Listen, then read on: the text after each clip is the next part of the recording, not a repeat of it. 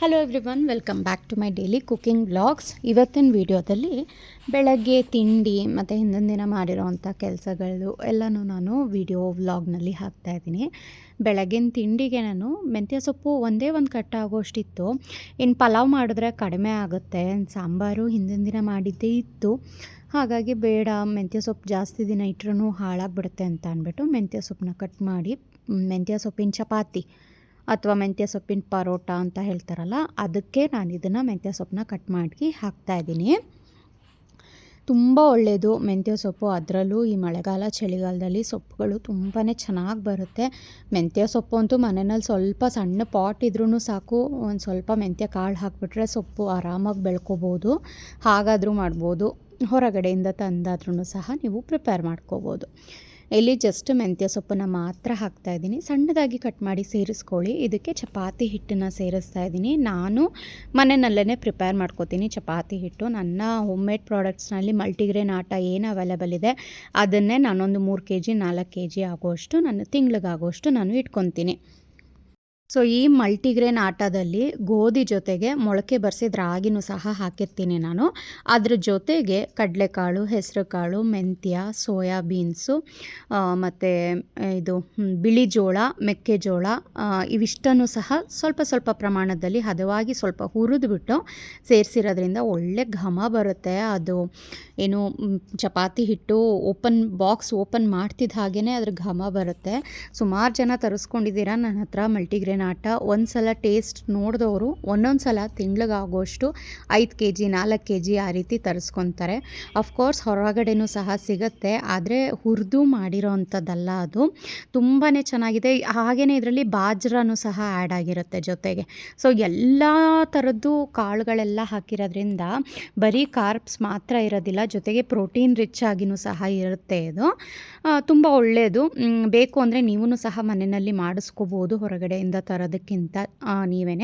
ಇಲ್ಲ ನಮಗಷ್ಟು ಟೈಮ್ ಇಲ್ಲ ಅಂತ ಅಂದರೆ ನನ್ನಲ್ಲೇ ನೀವು ಪ್ರಾಡಕ್ಟ್ಸ್ನ ಬೈ ಸಹ ಮಾಡ್ಬೋದು. ಇಲ್ಲಿ ನಾನು ರೋಟಿ ಮೇಕರಲ್ಲಿ ಚಪಾತಿನ ಮಾಡೋದ್ರಿಂದ ನಾನು ಸ್ವಲ್ಪ ತೆಳುವಾಗಿ ಹಿಟ್ಟನ್ನು ಕಲಸಿ ಇಟ್ಕೊಂಡಿದ್ದೀನಿ. ಒಂದು ಅರ್ಧ ಗಂಟೆಗಳ ಕಾಲ ನೆನೆಸ್ಕೋಬೇಕು. ನಾರ್ಮಲಾಗಿ ನೀವು ಲಟ್ಸಿ ಮಾಡ್ತೀರಾ ಚಪಾತಿ ಅಂತ ಅನ್ನೋದಾದರೆ ಇಷ್ಟು ತೆಳುವಾಗಿ ಕಲಿಸೋವಂಥ ಅವಶ್ಯಕತೆ ಇಲ್ಲ.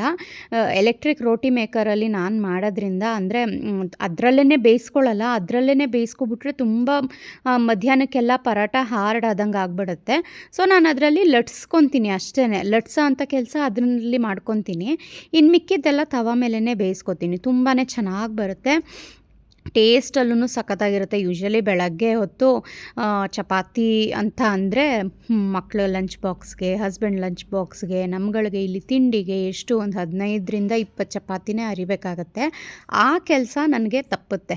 ಹಾಗಾಗಿ ನಾನು ಎಲೆಕ್ಟ್ರಿಕ್ ರೋಟಿ ಮೇಕರ್ನ ಇವಾಗ ಯೂಸ್ ಮಾಡ್ಕೋತೀನಿ. ಚಪಾತಿಗೆ, ಫುಲ್ಕಾಗೆ, ಈ ರೀತಿ ಪರೋಟಗಳಿಗೆ ಎಲ್ಲ ತುಂಬಾ ಹೆಲ್ಪ್ಫುಲ್ ಅಂತ ಅನಿಸುತ್ತೆ ನನಗೆ. ಅಷ್ಟೇ. ಇದಕ್ಕೆ ಬೇಕಾದ್ರೆ ಸ್ವಲ್ಪ ಸಣ್ಣದಾಗಿ ತುರಿದಿಟ್ಕೊಂಡಿರೋವಂಥ ಕ್ಯಾರೆಟ್ ತುರಿನ ಸೇರಿಸಿದ್ರೂ ತುಂಬಾ ಚೆನ್ನಾಗಿರುತ್ತೆ. ಸೊ ನೆಕ್ಸ್ಟು ಆ ರೀತಿ ಮಾಡ್ಕೊಳ್ಳೋಣ ಅಂತ ಅಂದ್ಕೊಂಡಿದ್ದೀನಿ. ಮೆಂತ್ಯ ಸೊಪ್ಪು, ಕ್ಯಾರೆಟು, ಮೂಲಂಗಿ ಎಲ್ಲವನ್ನು ತುರಿದ್ಬಿಟ್ಟು ಹಾಕ್ಬಿಟ್ರೆ ಒಂಥರ ಮಲ್ಟಿಗ್ರೇನ್ ಚಪಾತಿ ಜೊತೆಗೆ ಮಲ್ಟಿ ವೆಜಿಟೇಬಲ್ ತರಕಾರಿ ಥರನೂ ಆಗುತ್ತೆ. ಚಪಾತಿ ಥರ ಸಖತ್ತಾಗಿರುತ್ತೆ ಟೇಸ್ಟು. ಸೊ ನೋಡಿ ಇಲ್ಲಿ ಎಷ್ಟು ಸುಲಭವಾಗಿ ಆಗ್ತಾಯಿದೆ ಅಂತ. ಅದು ಎಲೆಕ್ಟ್ರಿಕ್ ರೋಟಿ ಮೇಕರ್ ಏನಿದೆ ಅದು ಸ್ವಲ್ಪ ಹೀಟ್ ಆಗ್ತಿದ್ದ ಹಾಗೇ ನಾವೇನು ಉಂಡೆ ಮಾಡಿಟ್ಕೊಂಡಿದ್ವಲ್ಲ ಅದನ್ನು ಸೈಡ್ನಲ್ಲಿ ಇಟ್ಟು ಜಸ್ಟ್ ಈ ರೀತಿ ಪ್ರೆಸ್ ಮಾಡಿದ್ರೆ ಅದು ಅಗಲವಾಗಿ ಲಟ್ಸ್ಕೊಂಡಿರೋ ರೀತಿ ಆಗುತ್ತೆ. ಅದನ್ನು ತೆಗೆದು ಒಂದು ಪ್ಲೇಟ್ ಮೇಲೆ ಇಟ್ಕೊತಾ ಹೋಗ್ತೀನಿ. ಎಷ್ಟು ಚಪಾತಿ ಬೇಕು ಒಂದು ಸಲಕ್ಕೆ ಅಷ್ಟನ್ನು ನಾನು.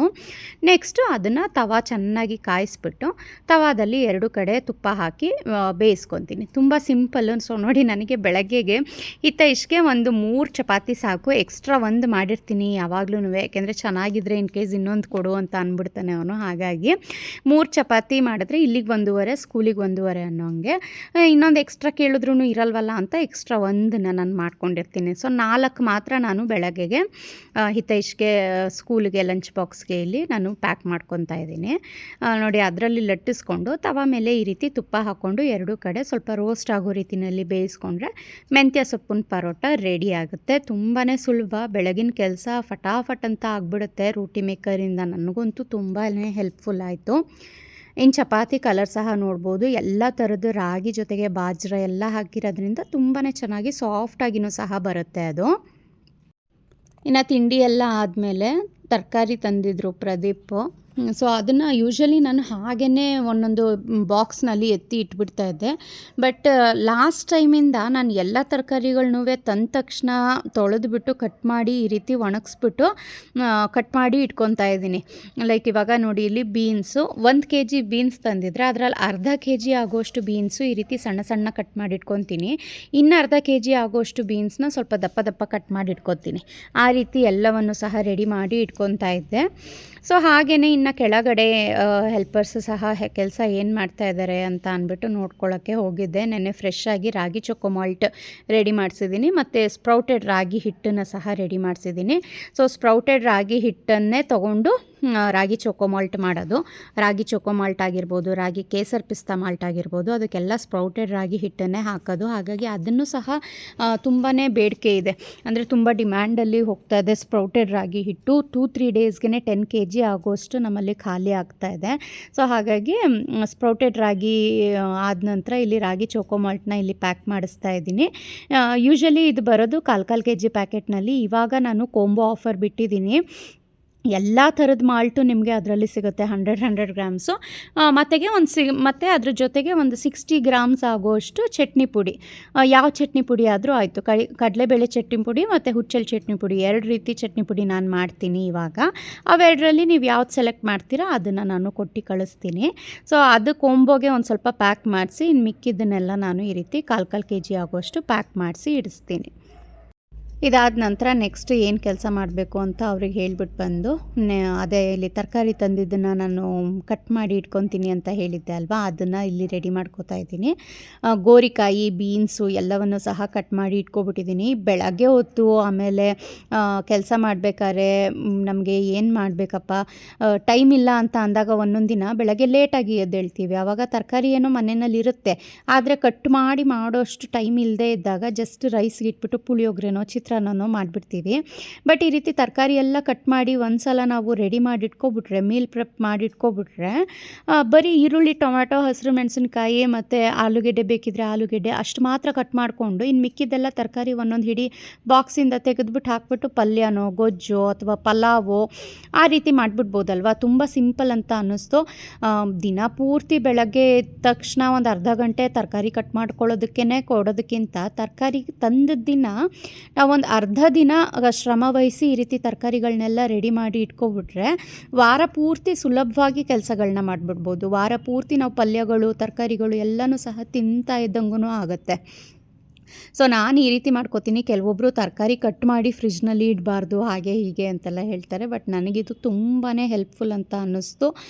ತರಕಾರಿನ ತಂದು ಹಾಗೆ ಫ್ರಿಜ್ನಲ್ಲಿಟ್ಟು ಮರ್ತೋಗಿ ಎಸೆಯೋದಕ್ಕಿಂತ ಈ ರೀತಿ ಕಟ್ ಮಾಡಿ ಇಟ್ಕೊಂಡ್ರೆ ಅಟ್ಲೀಸ್ಟ್ ನಾವು ಯಾವುದಕ್ಕಾದ್ರೂ ಉಪಯೋಗಿಸ್ಕೊತೀವಿ ಅಲ್ವಾ. ಸೊ ವರ್ಕಿಂಗ್ ವುಮೆನ್ಸ್ಗೆ ಎಲ್ಲರಿಗೂ ಈ ರೀತಿ ಏನು ಐಡಿಯಾ ಇದೆಯಲ್ಲ ಮೀಲ್ ಪ್ರಿಪ್ರೇಷನ್ನು, ಅದು ತುಂಬಾ ಹೆಲ್ಪ್ಫುಲ್ ಅಂತ ಅನಿಸುತ್ತೆ. ಸೊ ಮಧ್ಯಾಹ್ನ ಎಲ್ಲ ಊಟ ಎಲ್ಲ ಆದ ನಂತರ ಸುಮ್ಮನೆ ಸಂಜೆಗೆ ರಾಗಿ ಚಾಕ್ಲೇಟ್ ಕೇಕ್ ಮಾಡೋಣ ಅಂತ ಅಂದ್ಬಿಟ್ಟು, ಹೇಗೆ ಬರುತ್ತೋ ಏನೋ ಗೊತ್ತಿಲ್ಲ ಅಂತ ಒಂದು ಕಡೆ ನೋಡ್ಕೊಂಡಿದ್ದೆ ನಾನು, ರಾಗಿನ ಯೂಸ್ ಮಾಡಿ ಚಾಕ್ಲೇಟ್ ಕೇಕ್ ಹೇಗೆ ಮಾಡೋದು ಅಂತ. ಪ್ರಿಪ್ರೇಷನ್ದು ಏನು ನಾನು ವಿಡಿಯೋ ಮಾಡ್ಕೊಳ್ಳಿಲ್ಲ. ಈ ರೀತಿ ಹಾಕಿ ನೆಕ್ಸ್ಟು ಏರ್ ಫ್ರೈಯರಲ್ಲಿ ಹಾಕೋಣ, ತುಂಬಾ ಚೆನ್ನಾಗಿ ಬರಬಹುದು.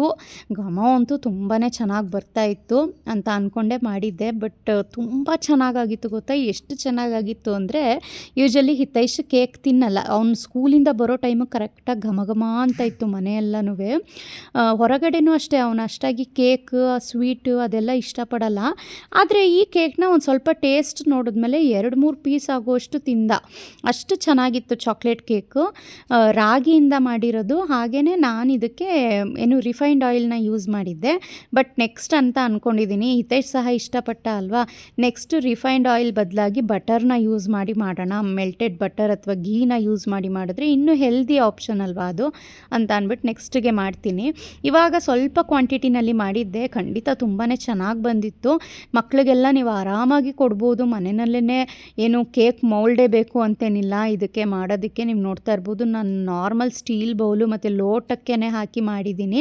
ಸಖತ್ತಾಗಿತ್ತು. ರಾಗಿ ಬೆಲ್ಲ ಮತ್ತು ಮೊಸರು ಇವಿಷ್ಟನ್ನು ಹಾಕಿ ಮಾಡಿರೋ ಅಂಥದ್ದು. ಇದಕ್ಕೆ ಯಾವುದೇ ರೀತಿ ಮೊಟ್ಟೆನೂ ಸಹ ಯೂಸ್ ಮಾಡಿಲ್ಲ ನಾನು.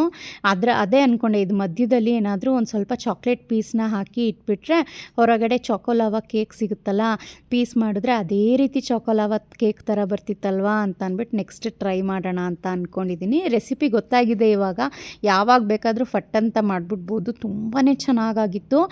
ಬೌಲಲ್ಲಿ ಇದ್ದಿದ್ದಂತೂ ಖಾಲಿನೇ ಆಗೋಯ್ತು 3 ಕೇಕು. ಇನ್ನು ನೆಕ್ಸ್ಟು ಲೋಟದಲ್ಲಿ ಹಾಕಿದ್ದಿದ್ದೂ ಅಷ್ಟೇ ಎಷ್ಟು ಚೆನ್ನಾಗಿ ಉಬ್ಬಿ ಬಂದಿದೆ ನೋಡಿ. ಈ ರೆಸಿಪಿ ಬೇಕು ಅಂದರೆ ನನಗೆ ಕಮೆಂಟ್ ಮಾಡಿ. ನೆಕ್ಸ್ಟ್ ಇನ್ನೊಂದು 2-3 ಡೇಸ್ ಬಿಟ್ಕೊಂಡು ಮತ್ತೆ ನಾನು ಈ ಕೇಕ್ನ ಪ್ರಿಪೇರ್ ಮಾಡ್ತೀನಿ. ಆವಾಗ ಖಂಡಿತ ವೀಡಿಯೋ ಶೂಟ್ ಮಾಡ್ಕೋತೀನಿ. ಇವಾಗ ಟ್ರಯಲ್ ನೋಡೋಣ ಅಂತ ಮಾಡಿದ್ದಿದ್ದು ಅಷ್ಟೇ. ಬಟ್ ಆಮೇಲೆ ಒಂದು ಸ್ವಲ್ಪ ಟೇಸ್ಟ್ ನೋಡಿದ್ನಲ್ಲ, ತಡಿ ಟೇಸ್ಟ್ ಎಷ್ಟು ಚೆನ್ನಾಗಿದೆ, ಇನ್ನು ಕೇಕ್ ಬೇಕಾದ್ಮೇಲೆ ಇನ್ನೂ ಚೆನ್ನಾಗಾಗುತ್ತೆ ಅಂತ ಅಂದ್ಬಿಟ್ಟು ನಾನು ಇದನ್ನು ಶೂಟ್ ಮಾಡಿಕೊಂಡೆ. ಇಲ್ಲಿ ನೋಡಿ ಲೋಟದ್ದು ಅಷ್ಟೇ ಎಷ್ಟು ಸಾಫ್ಟ್ ಸ್ಪಾಂಜಿ ಕೇಕ್ ರೆಡಿಯಾಗಿತ್ತು ಗೊತ್ತಾ, ಸಖತ್ತಾಗಿತ್ತು. ಇದ್ರ ಮೇಲೆ ಸ್ವಲ್ಪ ಚಾಕ್ಲೇಟ್ ಏನಾದರೂ ಇದ್ದರೆ ಮೆಲ್ಟ್ ಮಾಡಿ ಮೇಲ್ಗಡೆ ಸ್ಪ್ರೆಡ್ ಮಾಡಿ ಕೊಟ್ಬಿಟ್ರೆ, ಅಥವಾ ನಟ್ಟೆಲ್ಲ ಇರುತ್ತಲ್ಲ ಅದನ್ನು ಜಸ್ಟ್ ಸ್ಪ್ರೆಡ್ ಮಾಡಿ ಕೊಟ್ಟರು ಅಂತೂ ಇನ್ನೂ ಸೂಪರಾಗಿರುತ್ತೆ. ಹೊರಗಡೆ ಐಸ್ ಕ್ರೀಮ್ ಎಲ್ಲ ಹಾಕಿ ಕೊಡ್ತಾರೆ ನೋಡಿ, ಬ್ರೌನಿ ವಿತ್ ಐಸ್ ಕ್ರೀಮ್ ಅಂತ. ಆ ಬ್ರೌನಿ ಯಾವ ರೀತಿ ಟೇಸ್ಟ್ ಬರ್ತಿತ್ತೋ ಅದೇ ರೀತಿ ಟೇಸ್ಟ್ ಇತ್ತು ಈ ಕೇಕ್ ಮಾತ್ರ. ಸಖತ್ ಇಷ್ಟ ಆಯಿತು ನನಗೆ. ಹಿತೈಷ್ಗೂ ಅಷ್ಟೇ ನೋಡಿ, ಒಂದು ಸ್ವಲ್ಪ ಟೇಸ್ಟ್ ನೋಡಿದ್ಮೇಲೆ ಅವ್ನು 2 ಪೀಸ್ ಇಸ್ಕೊಂಡು ತಿಂದ, ಅಷ್ಟು ಚೆನ್ನಾಗಿತ್ತು. ಇನ್ನು ನೈಟು ಡಿನ್ನರ್ಗೂ ಸಹ ನನಗೆ ಡೆಸರ್ಟ್ ಬೇಕು ಮಮ್ಮಿ ಇವತ್ತು ಊಟ ಆದಮೇಲೆ ಅಂತ ಅಂದ್ಬಿಟ್ಟು ನೈಟ್ ಡಿನ್ನರ್ಗೂ ಸಹ 2 ಪೀಸ್ ತಿಂದ ಕೇಕು. ಸೊ ಖಂಡಿತ ನಾನು ನೆಕ್ಸ್ಟ್ ಅದು ಕೇಕ್ ಹೇಗೆ ಮಾಡೋದು ಅನ್ನೋದನ್ನು ವೀಡಿಯೋ ಮಾಡಿ ತೋರಿಸ್ತೀನಿ. ಹಾಗೆಯೇ ತರಕಾರಿಗಳನ್ನೆಲ್ಲ ಕಟ್ ಮಾಡಿ ಇಟ್ಕೊಂಡಿದ್ದೆ ಅಲ್ವಾ, ಸೊ ನೋಡಿ ಫ್ರಿಜ್ ಎಷ್ಟು ಚೆನ್ನಾಗಿ ಕಾಣಿಸ್ತಾ ಇದೆ. ಈ ರೀತಿ ರೆಡಿ ಮಾಡಿ ಇಟ್ಕೊಬಿಟ್ರೆ ಪಟ್ಟ ಅಂತ ನಾವು ತೆಗ್ತಿದ್ದ ಹಾಗೆಯೇ ಒಗ್ಗರಣೆಗೆ ತರಕಾರಿಗಳೆಲ್ಲ ಹಾಕಿ ಅಡುಗೆ ಪ್ರಿಪೇರ್ ಮಾಡಿಬಿಡ್ಬೋದು. ಬೀನ್ಸು, ಕ್ಯಾರೆಟು, ಗೋರಿಕಾಯಿ, ಹೀರೆಕಾಯಿ ಆ್ಯಂಡ್ ಬೆಂಡೆಕಾಯಿ ಅಂತೂ ಕಟ್ ಮಾಡಿ ಫ್ರೈ ಮಾಡೋಕ್ಕೆ ಎಷ್ಟು ಟೈಮ್ ಬೇಕು ಅಂತ ನಿಮಗೆ ಗೊತ್ತು. ಸೊ ಈ ರೀತಿ ಮಾಡಿ ಇಟ್ಕೊಬಿಟ್ರೆ ತುಂಬಾ ಸುಲಭ ಅಂತ ಅನಿಸುತ್ತೆ. ಖಂಡಿತ ಇದನ್ನು ಟ್ರೈ ಮಾಡಿ. ಹಾಗೆ ನೆಕ್ಸ್ಟ್ ಡೇಗೆ ಇದನ್ನು ನಾನು ಕಂಟಿನ್ಯೂ ಮಾಡ್ತಾಯಿದ್ದೀನಿ. ಇನ್ನೊಂದು ವಾರ ಆಷಾಢ ಮುಗಿದೋಗಿ ಹಬ್ಬಗಳ ಸೀಸನ್ ಸ್ಟಾರ್ಟ್ ಆಗಿಬಿಡುತ್ತೆ. ಹಬ್ಬಗಳ ಸೀಸನ್ ಸ್ಟಾರ್ಟ್ ಆಯಿತು ಅಂದರೆ ಎಲ್ಲರ ಮನೆಯಲ್ಲೂ ಇಡೀ ಮನೆ ಕ್ಲೀನ್ ಮಾಡೋದಕ್ಕೆ ಶುರು ಮಾಡ್ಕೊತಾರೆ. ನನಗೆ ಅಂದರೆ ಇನ್ನೂ ಹಬ್ಬ 1 ತಿಂಗಳಿದೆ ಅನ್ನೋ ಹಾಗೆಯೇ ನಾನು ನನ್ನ ಕೈಲಾದದ್ದು ಅಂದರೆ ಒಂದೊಂದು ಬಾಲ್ಕನಿ ಒಂದೊಂದು ದಿನ ಆ ರೀತಿ ನಾನು ಕ್ಲೀನ್ ಮಾಡ್ಕೋತಾ ಇದ್ದೀನಿ. ಇವತ್ತು ಮುಂದಗಡೆ ಬಾಲ್ಕನಿ ಏನಿದೆ ಅದನ್ನು ಪೂರ್ತಿ ಕಿಟಕಿಗಳನ್ನೆಲ್ಲ ವಾಶ್ ಮಾಡಿ ಇಟ್ಟಿದ್ದೀನಿ. ಇನ್ನೂ ಸ್ಕ್ರೀನ್ಸು ಇಡೀ ಮನೆದೆಲ್ಲ ಕ್ಲೀನ್ ಮಾಡಬೇಕು ಅಂದರೆ ನನಗೊಂದು 10 ದಿನನೇ ಟೈಮ್ ಬೇಕು. ದಿನಕ್ಕೆ ಒಂದೊಂದು ಇಟ್ಕೊಳ್ಳೋಕ್ಕೆ. ಒಂದೇ ದಿನದಲ್ಲಿ ಎಲ್ಲ ಮಾಡ್ತೀನಿ ಅಂದರೆ ಖಂಡಿತ ನಾವುಗಳು ಹುಷಾರು ತಪ್ಪಿ ಕೂತ್ಕೊಬಿಡ್ತೀವಿ. ಹಾಗಾಗಿ ನನಗೆ ಎಷ್ಟಾಗುತ್ತೆ ಅಷ್ಟು ದಿನದಲ್ಲಿ ಒಂದು ಅರ್ಧ ಗಂಟೆ ಟೈಮ್ ಸಿಕ್ಕಿದ್ರೆ ಅರ್ಧ ಗಂಟೆಯಲ್ಲಿ ಯಾವುದು ಪೋರ್ಷನ್ ಆಗುತ್ತೆ ಆ ಪೋರ್ಷನ್ನ ನಾನು ಈ ರೀತಿ ಕ್ಲೀನ್ ಮಾಡ್ಕೋತಾ ಇರ್ತೀನಿ. ಸೊ ಬಾಲ್ಕನಿ ಎಲ್ಲ ಕ್ಲೀನ್ ಮಾಡಿದ್ಮೇಲೆ ಮಧ್ಯಾಹ್ನಕ್ಕೆ ಟೈಮ್ ಇರಲಿಲ್ಲ ಅಷ್ಟಾಗಿ ಸಾಂಬಾರೆಲ್ಲ ಪ್ರಿಪೇರ್ ಮಾಡೋಷ್ಟು. ಸೊ ಬೆಳಗ್ಗೆದೇ ಗೊಜ್ಜಿತ್ತು, ಅದಕ್ಕೇ ರೊಟ್ಟಿ ಹಾಕಿ ಪ್ರಿಪೇರ್ ಮಾಡ್ತಾಯಿದ್ದೀನಿ ಇಲ್ಲಿ. ನೀವುಗಳೆಲ್ಲ ಆಲ್ರೆಡಿ ಹಬ್ಬಕ್ಕೆ ಮನೆ ಕ್ಲೀನಿಂಗ್ ಸ್ಟಾರ್ಟ್ ಮಾಡ್ಕೊಂಡಿದ್ದೀರಾ? ಕಮೆಂಟ್ ಮಾಡಿ ತಿಳಿಸಿ. ನಾನು ಸಿಗ್ತೀನಿ ಮತ್ತೆ ಮುಂದಿನ ವೀಡಿಯೋದಲ್ಲಿ. ಅಲ್ಲಿವರೆಗೆ ಟೇಕ್ ಕೇರ್.